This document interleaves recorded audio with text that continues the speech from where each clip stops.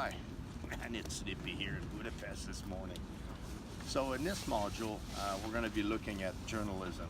Journalism as an industry, obviously, and journalism as a set of practices from a journalist's point of view. As you know, journalism is obviously a very old media. It actually predates both radio and television.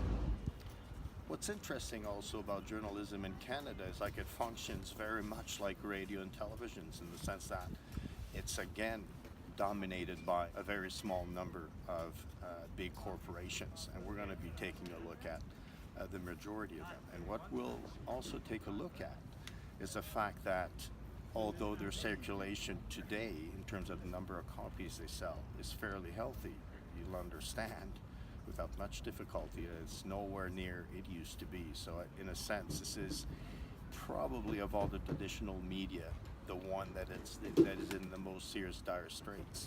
So in Canada, some of the big groups we're going to be looking at are obviously Torstar and Post Media.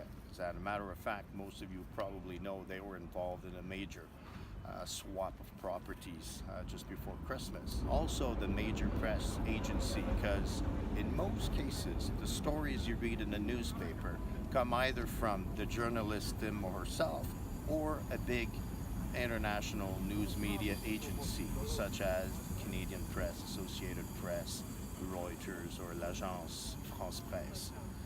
Some of the basic principles also of the way a journalist writes a story about the famous inverted pyramids.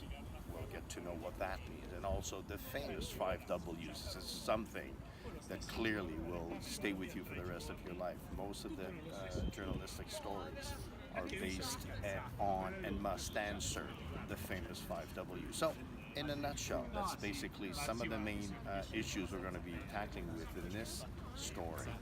And my hunch is by the time this module is over, you're going to be much more knowledgeable about the way this medium operates and the main challenges that it's facing. As you know, there's a big movement in Canada now trying to answer the question, should the state get involved in supporting what some consider a common good?